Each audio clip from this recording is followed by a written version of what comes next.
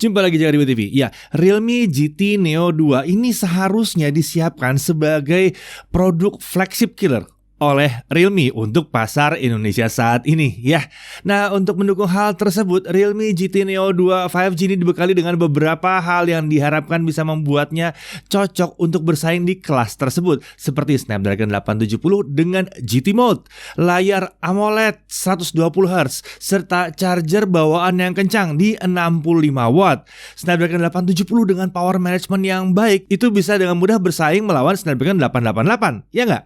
Dan dengan harga kisaran 6 jutaan kecil, ya, seharusnya Realme GT Neo 2 ini layak dipertimbangkan, apalagi mengingat udah deh, kita langsung aja masuk ke dalam reviewnya yuk.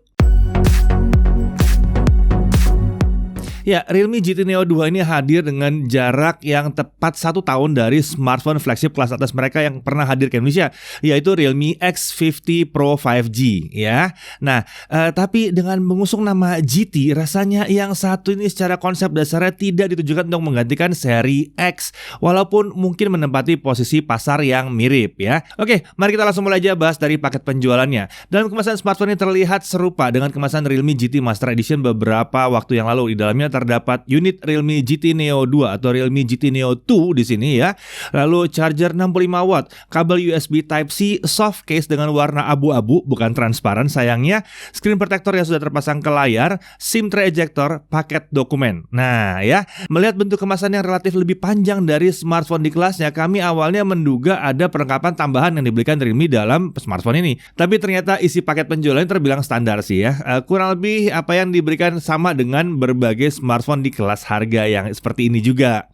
Nah, untuk desain di body smartphone-nya kita lihat Realme GT Neo 2 5G ini hadir dalam 2 varian warna di sisi belakang, yaitu Neo Green dan Neo Blue. Menariknya kedua varian itu hadir dengan desain yang terbilang berbeda ya. Nah, varian Neo Green menggunakan high saturation neon color tentu saja dengan warna dasar hijau dan 2 strip vertikal berwarna hitam. Opsi warna yang satu ini terlihat lebih berani aja nih ya. Neo Green ini disebut memiliki desain original dari Realme sendiri. Ini mirip seperti desain mobil-mobil sports car GT gitu ya. Nah, sementara untuk varian Neo Blue, Realme menggunakan pola spektrum gradasi dengan warna dasar biru muda. Opsi ini terlihat lebih menggambarkan nuansa yang elegan ya, atau bahkan cantik. Nah, kedua warna tersebut menggunakan anti-glare matte finish dengan bahan glass. Sementara untuk frame, Realme menggunakan bahan polikarbonat. Untuk dimensinya tinggi 162,9 mm, lebar 75,8 mm, dengan tebal 8,6 mm, bobotnya 200 gram. Nah, di bodi kanan ada tombol power, lalu di atas ada mikrofon, di kiri kita ada tombol volume up and down, lalu di bagian bawah kita lihat ada SIM tray, dual nano SIM tanpa tempat untuk micro SD sayangnya, mikrofon, USB Type-C, dan speaker. Di sisi depan kita lihat ini adalah layar yang katanya adalah layar flagship display dengan punch hole di area kiri atas. Ukurannya 6,62 inci dengan menggunakan Samsung E4 AMOLED di sini layarnya. Mantap ya. Full HD Plus 2400 x 1080 pixel, refresh rate 120Hz dengan touch sampling rate di 600Hz. Peak brightness-nya di 1300 nits, tinggi banget. Color space atau gambutnya adalah 100% DCI-P3. Mantap sekali ya. Mendukung HDR10 Plus di sini dan dia memiliki DC dimming untuk kenyamanan mata pengguna pada saat kondisi low light. Ini tersedia di dalam Realme Lab ya. In-display fingerprint juga ada di sini dan dia sudah mendukung wet fingerprint unlock juga. Jadi tangan basah atau jari basah bisa harusnya ya. Nah, earpiece di bezel ada di atas layar. Ini berfungsi juga sebagai speaker kedua. Jadi smartphone ini punya 2 speaker dan sudah support Dolby Atmos. Di sini juga ada kamera selfie 16 megapiksel f2.5. Kemampuan berekaman video bisa sampai 1080p 30 fps dan dia dilengkapi dengan AIS juga di sini. Sisi belakang kameranya 64 megapiksel untuk main kamera ya, 6P lens, f1.8 dan ini autofocus tentunya. Lalu ada 8 megapiksel ultra wide kamera, lensanya 5P atau 5 komponen 5 elemen di situ ya, bukan f2.3 dengan FOV di 119 derajat. Kemudian ada satu lagi kamera yang penting-penting nggak penting, ada kamera 2 megapiksel makro, lensanya 3P, f-nya 2.4, jarak fokusnya bisa nyampe 4 cm. Lalu ada LED flash juga di sini. Nah, untuk kemampuan video itu sampai dengan 4K 60 untuk main kameranya ya. Dan 1080p 30 untuk ultra wide. Ultra steady pun itu juga sampai dengan 1080p tapi 60 fps. Sementara di ultra wide, ultra steady-nya maksimum di 1080p 30 fps. Untuk fitur-fitur itu cukup lengkap ya. Ultra steady video, dual view video, ada movie mode, ada 64 megapiksel photo mode, ada street photography mode, ada pro mode, ada dazzle color mode, ada ultra makro dan lain-lain. Macam-macam, banyak. Nah, untuk spesifikasi internalnya dia pakai Snapdragon 870 5G. Ya iya, Snapdragon 870 5G ya. Kita udah tahu lah SoC yang satu ini kencang ya. Oke, untuk RAM 8 GB, maaf. RAM-nya 12 GB. Nggak ada pilihan lain, cuma ada satu tipe, RAM-nya 12 GB dengan storage internal 256 GB UFS 2.1. Jadi 12256. Dia juga punya virtual memory atau RAM expansion sampai dengan 7 GB, tapi berhubung RAM utamanya udah 12 GB, lupakan fitur yang satu ini. Nggak penting amat, bisa jadi dapat 19 GB. 12 GB RAM beneran udah cocok banget ya. Oke, sistem pendinginnya menggunakan stainless steel vapor cooling plus dengan diamond thermal gel. Dia menggunakan plat stainless steel. Ini tujuannya mungkin supaya tidak gampang terjadi oksidasi, dan ada tembaganya juga dengan luas 4129 mm persegi. Ini luas banget ya. Harusnya mantep ini cooling sistemnya. Lalu baterainya 5000 mAh. Chargingnya sampai dengan 65 watt dengan super dart charge. Untuk OS dia menggunakan Realme UI 2.0 dengan basis Android 11. Sensor-sensornya lengkap, accelerometer, gyro, 360 ambient light sensor, proximity sensor, e-compass dan lain-lain ada semua di sini ya. Nah, lalu dia juga punya X-axis linear motor untuk tactile haptic feedback. Jadi buat ngetik ya, itu haptic feedbacknya harusnya mantap di sini. Konektivitasnya 4G dan 5G juga ya. Wi-Fi 6 sudah tersedia di sini juga. Bluetooth 5.2 juga ada. USB OTG bisa ada di sini. NFC juga tentunya ada di sini. Oke, mari kita masuk ke pengujian performa. Kita langsung benchmark aja dengan Antutu 8. Kita dapatkan skor sekitar 633 ribuan di sini. Untuk Antutu 9 kita lihat skornya di 727 ribuan ya. Geekbench 5 single core di 1007 dengan multicore di 3089. Mantap, single core-nya kencang di sini. GFX Manhattan Offscreen 1080p OpenGL ES 3.1 100 fps. Untuk Car Chase Offscreen 1080p itu 59 fps. Sementara itu 3D Mark Slingshot Extreme Unlimited grafik skornya ada di 10.568. Untuk 3D Mark Wildlife Stress Test kita bisa lihat di sini bahwa base skornya ada di 4.249. Lalu lowest skornya ada di 4.215. Jadi konsistensinya ada di 99,2%. Ini tinggi sih untuk sebuah 870 ya. Nah, CPU throttling test kita bisa lihat bahwa konsistensi performanya ada di kisaran 91% dengan stress test selama 30 menit. Lagi-lagi 90% ini tinggi ya. Nah, yang lucunya saat kita mencoba menggunakan fan grip atau kipas tambahan, kita tidak mendapatkan perbedaan hasil benchmark yang signifikan. Bahkan di benchmark yang menguji kestabilan pun hasil yang didapatkan tuh mirip. Oke, 3D Mark Wildlife Stress Test misalnya ya, kita dapat konsistensinya di 99%. Sementara CPU throttling test juga ya di 90% gitu ya. Jadi ya hampir nggak ada perubahan. Kemudian kita menggunakan GT Mode 2.0 yang disebut Realme bisa mengoptimalkan performa saat bermain game. Kami mencoba ngaktifin mode tersebut dan jalanin benchmark, dan hasilnya kita cuma ada peningkatan di Antutu 8 aja dari 633 ribuan jadi 645 ribuan.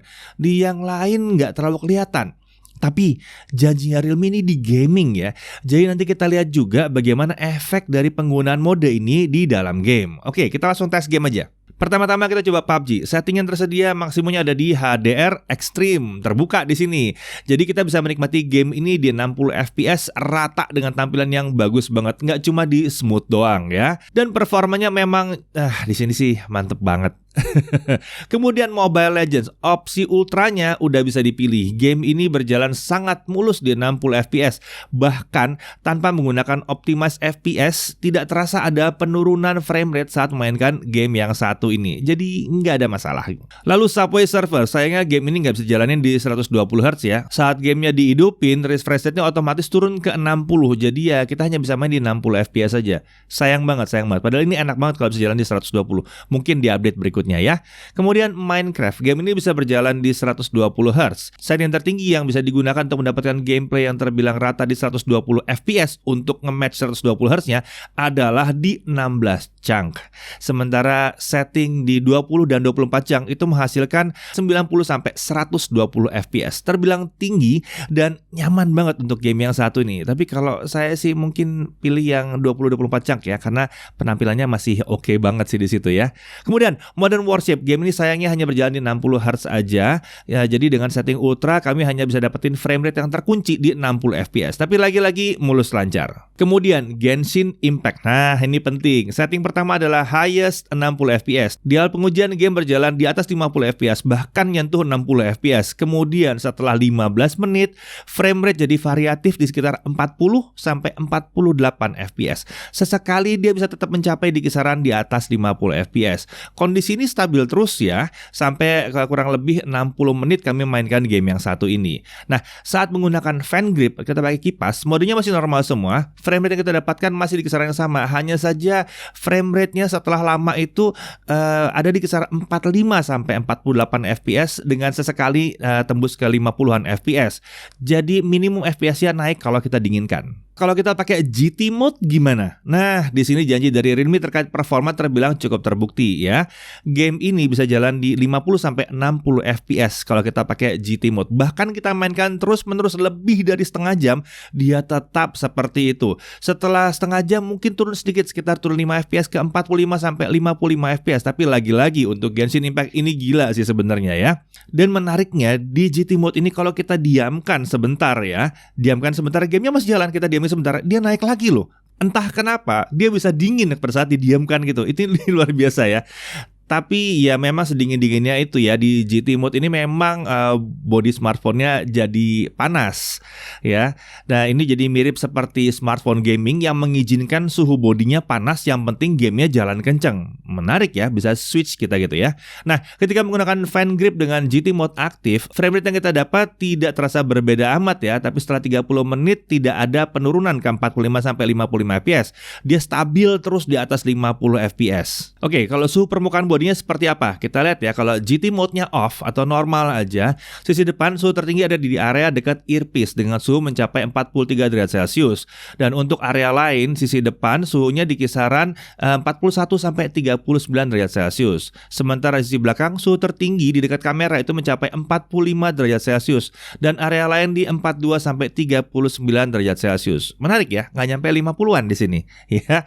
Nah, kalau GT mode-nya dihidupkan, berarti kita minta dia jadi smartphone gaming di sini ya. Sisi depan suhu tertinggi mencapai 48 derajat Celcius. Ini terlihat panas menyebar cukup luas di sini ya. Dengan sisi tengah smartphone pada suhunya itu masih sekitar 45 sampai 47 derajat Celcius. Ini merupakan efek dari penggunaan vapor chamber berukuran luas. Jadi panas itu tersebar lebih merata. Kalau vapor chamber atau pendinginnya kurang bagus, titiknya itu jadi kecil dan ada titik yang panasnya luar biasa. Ini enggak, melebar panasnya. Jadi enggak tinggi-tinggi amat. Mantap sini ya.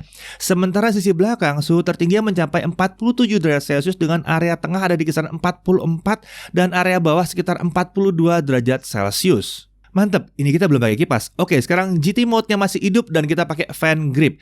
Sisi depan suhu tertinggi mencapai 40 derajat Celcius. Hanya 40 derajat Celcius. Area tengah suhunya ada di kisaran 36 derajat Celcius. Sementara area bawah suhunya terbilang rendah sih. Sisi belakang sebenarnya kalau pakai fan grip ya nggak perlu diukur ya, kan tertutup sama fan grip jadinya ya. Nah, bicara soal GT mode ini, terlihat kalau di Genshin Impact mode ini bisa membuat frame rate di kisaran yang lebih tinggi. Smartphone akan terasa lebih panas, tapi emang umumnya smartphone performa tinggi akan seperti ini ya.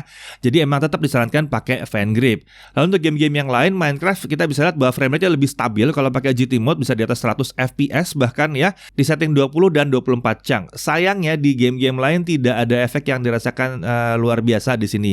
Ya karena refresh rate-nya hanya jalan di 60 Hz. Jadi frame rate-nya udah mentok ya. Kecuali kalau kita nemu game-game lain yang super berat, ya GT mode ini akan sangat berguna. Oke, sekarang mari kita masuk ke tes kamera, tapi saya serahkan ke Chris. Silakan Chris. Oke, jadi di tangan saya kali ini sudah ada Realme GT Neo 2 nih teman-teman. Jadi langsung aja kita lihat kemampuan kameranya seperti apa. Seperti biasa yang pengen saya lihat pertama kali adalah kualitas mikrofonnya nih dalam menangkap audio. Saya nggak pakai mikrofon eksternal, jadi suara kalian denger ini adalah suara dari smartphone-nya langsung. Jadi kurang lebih hasilnya seperti ini. Kalau saya boleh menilai sih, untuk kualitas mikrofonnya saya nggak ada komplain. Menurut saya udah bagus. Inputnya yang dihasilkan itu cukup lantang dan bersih suara vokal saya juga.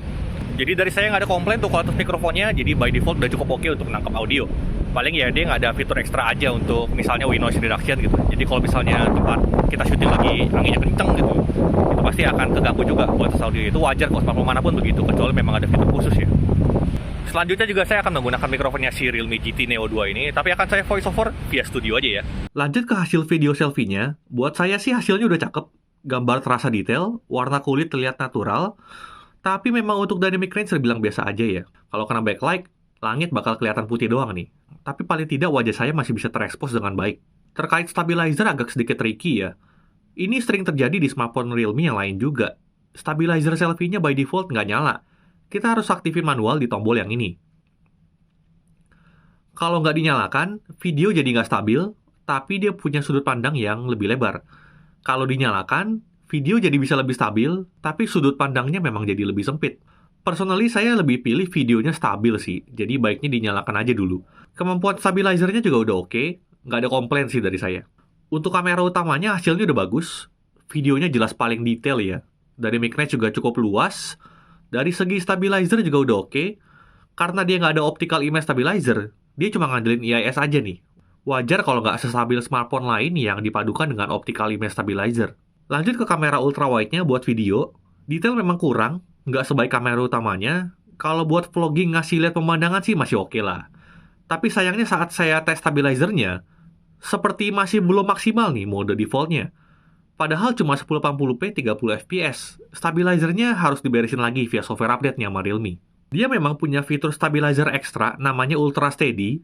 Ada dua mode, Ultra Steady biasa, dia akan pakai kamera utamanya, lalu pindah ke resolusi Full HD 60 fps, dan croppingnya akan lebih jauh lagi videonya nih. Videonya memang lebih stabil, tapi personally saya jarang pakai karena defaultnya aja udah cukup. Ada Ultra Steady Pro, di mana dia akan pakai kamera ultrawide-nya dan di crop lebih jauh lagi. Sayangnya hasilnya juga masih belum optimal nih, videonya tetap nggak stabil. Semoga saat udah nyampe ke tangan kalian yang udah beli, udah ada software update-nya untuk kameranya ini ya. Untuk kondisi malam hari, perekaman videonya ternyata masih lumayan. Kamera selfie-nya hasilnya kayak gini. Udah nggak terlalu detail sih memang, agak noisy, tapi overall masih usable videonya. Untuk kelas harganya, saya masih bisa terima lah kualitas video selfie-nya. Jitter-jitter akibat IIS-nya memang ada, wajar, tapi nggak parah-parah banget kok. Kamera utamanya masih mantep nih untuk low light video kayak begini. Detailnya masih dapet, noise-nya juga minim. Dari segi stabilizer memang ada jitter-jitternya dikit. Ini hal yang wajar untuk smartphone-smartphone yang cuma pakai IIS untuk stabilizernya. Jitternya pun sebenarnya masih terhitung minim kok. Apalagi ini di kondisinya low light kayak begini ya. Kamera ultrawide-nya ternyata masih lumayan juga. Nggak buruk-buruk banget. Belum sampai saya rekomendasiin untuk nggak usah dipakai sih. Selama masih ada sumber cahaya sedikit, hasilnya masih oke lah. Videonya memang agak noisy, tapi masih bisa dimaklumi. Saat dipakai jalan, selama nggak pakai lari-lari ya, masih lumayan lah hasilnya. Oh iya, kelupaan nih. Pasti ada yang penasaran juga, kalau di resolusi lain stabil nggak sih videonya? Jadi saya coba juga di resolusi Full HD 60 fps, dia stabil. Di resolusi 4K 30 fps, dia juga stabil. Nice. Tapi di 4K 60 fps, stabilizernya nggak berfungsi nih, sayangnya. Kalau kalian nggak wajib banget rekam video di 4K 60 fps, ini bukan masalah sih harusnya. Kemudian untuk kemampuan autofocusnya, saya coba di kamera utamanya nggak ada masalah ya. Autofocusnya lancar. Sekarang kita masuk ke hasil fotonya nih. Kita mulai dulu di kondisi yang ideal.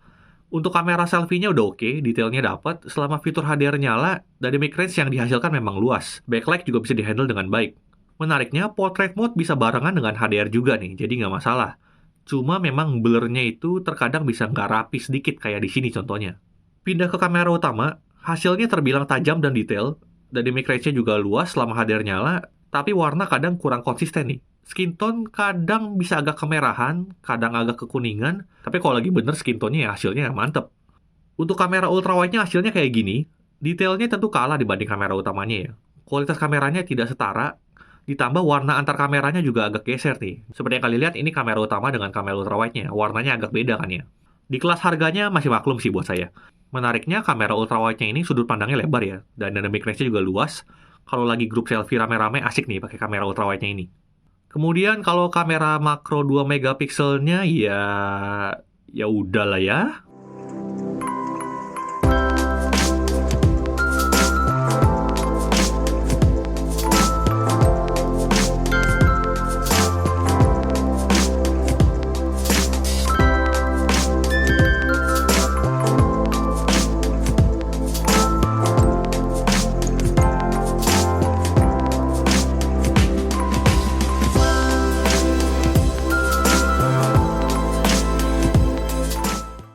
Masuk ke foto-foto low light, selama masih ada cahaya kayak gini, fotonya buat saya sih masih oke. Dari kamera selfie-nya, ultrawide-nya, kamera utamanya.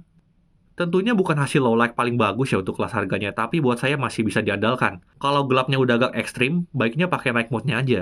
Dia bakal ngasih foto yang lebih terang, paling ya ekstra hati-hati aja. Tangan memang harus lebih stabil, karena shutter speed-nya bisa sekitar 4 detik. Kan kameranya nggak ada OIS-nya. Kalau tangan goyang dikit, bisa blur fotonya. Kemudian untuk fitur-fitur ekstra, di kameranya ini ada bokeh video jika kalian suka video dengan background blur seperti ini. Intensitas blur bisa diatur sesuai selera ya, dan resolusi video otomatis jadi Full HD 30 fps saja. Yang menarik, stabilizernya juga bisa aktif di mode ini ya. Lalu fitur ekstra berikutnya ada dual view video, bisa mode kayak gini nih, bisa juga kayak gini, atau kiri kanan kayak gini juga bisa.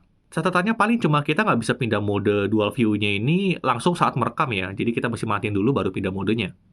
Kemudian tentunya ada expert mode alias manual mode untuk fotografi. ISO bisa dari 100 sampai 6400, shutter speed bisa dari 1/8000 sampai 32 detik. Dia juga punya movie mode buat kalian yang mau manual video. Dia bisa juga di sini. Menariknya di kamera ultrawide-nya juga bisa ya. Kemudian fitur ekstra lainnya dia juga punya slow motion. Slow motionnya tersedia 2 mode aja di sini ya. Kalau kita pilih 1080p, dia akan jadi 1080p 120 fps. Kalau kita pilih 720p, dia akan jadi 720p 240 fps. Hasilnya saya suka. Kualitas gambarnya termasuk bagus. Biasanya di smartphone-smartphone lain yang kelas harga segini udah banyak noise dan gambarnya nggak sedetail di sini. Tapi tentunya nggak ada kamera smartphone yang sempurna ya. Ada beberapa hal yang saya kurang suka juga. Yang pertama itu video kamera ultrawide-nya belum optimal stabilizernya. Ultra steady juga nggak bantu banyak. Kemudian juga movie mode kita dipaksa pakai rasio 21/9. Kita nggak bisa ganti aspek rasio. Sebenarnya bakal lebih baik kalau pengguna dikasih pilihan sih. Bisa pilih rasio 16/9 atau 1/1 misalnya biar lebih fleksibel. Lalu saya penasaran juga, di smartphone-smartphone Realme sekarang ini nih nggak bisa pindah-pindah kamera saat lagi merekam video ya. Padahal di smartphone flagship dulunya pada bisa, entah kenapa sekarang nggak bisa. Kesimpulan soal kameranya, menurut saya untuk kelas harganya, kemampuan kameranya udah terbilang baik, tapi bukan yang terbaik untuk kelas harganya. Cukup bisa diandalkan di berbagai situasi, kemampuan low light-nya juga udah lumayan kok. Tinggal dari kalian aja cocok nggak sama karakter warna yang dihasilkan, soalnya tiap produsen smartphone punya racikan warnanya masing-masing nih. Oke, segitu aja tes kameranya untuk Realme GT Neo 2. Sekarang kita balik lagi ke Mas Dedi. Oke, jadi kameranya gimana? Ya oke lah ya, mantap juga ya, lumayan lah. Oke, untuk baterai gimana? Oke, video playback itu kita bisa dapatkan hampir 23 jam atau tepatnya 22 jam 48 menit dengan refresh rate di auto. Kita nggak nyeting spesial di 60 ya, tapi memang refresh rate langsung aktif turun ke 60 Hz aja, nggak nahan di 120 Hz. Saat refresh rate taruh di high atau 120 Hz, refresh rate juga tetap turun ke 60 Hz saat aplikasi video playback dibuka. Kami sempat nyoba tes daya tahan baterai dengan playback di konfigurasi seperti ini. Sayangnya tidak bisa kami selesaikan karena keterbatasan waktu. Namun hasil awal pengujian ini menunjukkan bahwa hasilnya mirip-mirip aja. Oke, kalau untuk Genshin Impact gimana? Ya, lowest 60 fps kita dapatkan 9% turun baterai dalam waktu 30 menit. Sementara itu untuk highest 60 fps baterai turun sekitar 14% dalam 30 menit. Ini hasil yang wajar ya. Nah, untuk charging gimana? Oke, janjinya kan di 30-an menit ya. Ternyata memang dari awal 1% sampai 100% kita dapat 37 menit terisi. Tapi sayangnya 100%-nya belum 100% full. Untuk benar-benar 100% full itu kita butuh waktu ekstra ya cuma 2 menit lagi lah ya. Jadi tetap aja kita butuh waktu hanya 30-an menit untuk ngecharge dari kosong sampai penuh. Oke, kalau ada pertanyaan, Netflix-nya gimana? Aman, streaming konten sampai Full HD didukung di Realme GT Neo 2 ini. Tapi untuk HDR sayangnya belum tersedia. Untuk Disney Plus Hotstar, dia sudah dukung playback hingga resolusi high atau Full HD di sini ya. YouTube HDR ini tersedia dan saat kami gunakan terbilang normal, tidak ada keanehan di fitur HDR di aplikasi yang satu ini. Lalu Wi-Fi sharing ada, tersedia. Dia menggunakan menu yang sama dengan sharing internet dari koneksi selular. Untuk touch delay gimana? Tidak terasa. Kita coba pakai real drum dan touch delay-nya aman ya. Oke, untuk harga si Realme GT Neo 2 5G ini dipasarkan dengan harga sekitar 6 juta dengan satu-satunya varian yang masuk resmi ke Indonesia adalah yang 12 GB RAM dengan 256 GB storage di sini. Mantap ya. Bentar. 12.256 harga 6 jutaan kecil dengan Snapdragon 870 dan bisa diatur perilakunya mau normal atau jadi seperti HP gaming. Unik ya. Oke, untuk hal yang perlu diperhatikan, soft case yang disediakan dalam paket penjualan ini justru menutupi desain cantik dari si smartphone ini. Terlebih untuk Neo Green, kayaknya agak rusak ya, keganggu sama soft case-nya. Ini beda banget dengan GT ME sebelumnya. Lalu dia nggak punya IP rating, sementara beberapa smartphone lain di kelas harga ini sudah punya yang ada IP53 gitu ya. Bahkan ada yang IP67. Ya, tapi ya smartphone kalau dihitung sebagai smartphone gaming sih, memang smartphone gaming nggak ada yang pakai IP rating. Tinggal pola pikirnya aja ngeliat dari sisi mana ya. Untuk setup kamera sih ini rasanya agak kurang ya dibandingkan dengan seri X ya. Tapi harga perdana smartphone ini emang lebih rendah dibandingkan yang seri X dulu ya. Dan ini kan GT series ya, kameranya mungkin emang nggak dirancang untuk bersaing dengan kelas yang X. Lalu dia memang terasa panas saat main game, terlebih kalau kita pakai GT mode-nya aktif. Tapi terbilang wajar untuk kelas performa yang ditawarkan dan masih belum bisa dibilang sangat panas. Enggak. Ada yang jauh lebih panas. Ada yang lebih panas dan ada yang jauh lebih panas. Ya. Dan paling enggak ya performanya oke banget. Kayaknya cooling sistemnya oke ya. Nah, tidak ada slot micro SD ini juga sedikit mesti diperhatikan, tapi storage-nya emang udah oke sih di 256GB. Lalu yang disayangkan adalah game rata-rata masih jalan di refresh rate 60Hz aja. Nggak banyak game yang bisa jalan di 120Hz. Mungkin ke depannya nanti akan ada yang bisa ya. Dari sisi kelebihannya kita bisa bilang bahwa performanya tinggi dan stabil. Ini stabil, senang banget ya. Baik di benchmark maupun di game. Kalian merasakan performanya konsisten. Cuman Snapdragon 870 nggak masalah. Ini masih SoC smartphone yang kencang sekali. Dan kalau yang tanya performanya dibandingkan dengan Dimensity 1200, jelas 870 masih sedikit lebih unggul ya. Nah, kualitas layarnya juga terbilang oke banget, khas layar AMOLED dengan brightness yang tinggi banget. Refresh rate 120Hz, mantap. GT mode-nya ini senang banget kita sih ya, karena GT mode-nya membuat performanya jadi konsisten sekali. Dan daya tahan baterainya terbilang baik untuk smartphone ber-SoC kencang dengan baterai 5000 mAh. Chargingnya cepat, dia bisa ngisi penuh dengan 36 menit doang ya, mantap. Dia sudah punya dual speaker atau stereo speaker dengan Dolby Atmos, kualitas suaranya juga bisa dikatakan baik walaupun bukan yang paling hebat. Untuk performanya, smartphone ini tergolong cukup tipis dan ringan. Nah, smartphone Realme GT Neo 2 ini terlihat ditawarkan sebagai smartphone kelas atas yang kencang dengan performa tinggi di game serta kestabilan performa yang baik ya. Performa di game membuat terasa seperti smartphone gaming dengan bodi smartphone biasa. Dia tidak tebal dan tidak terlalu berat juga. GT Mode setidaknya di Genshin Impact ya bisa membuat performanya ditahan di tingkat yang lebih tinggi dari kondisi standar. Tapi kita menyarankan emang kalau pakai mode ini ya tambahin fan grip biar lebih nyaman. Walaupun tetap aja ini bukan yang paling panas yang pernah kita coba ya, ini bahkan salah satu yang paling dingin yang bisa performanya seperti itu. Secara keseluruhan apa yang ditawarkan oleh Realme GT Neo 2 ini terbilang menarik di kelas harganya. Layar kualitas tinggi ya, feelingnya smooth banget, navigasi di menu juga enak banget, aplikasi juga jadi oke, daya tahan baterainya oke banget, chargingnya cepat, speaker stereo, 5G, Wi-Fi 6 dan fitur-fitur lainnya lengkap di sini. Dan yang menariknya RAM-nya 12GB dan storage-nya 256GB di harga cuman sekitar 6 jutaan aja. Ini murah sih ini. Saya Dedi Irfan, Jaga TV TV.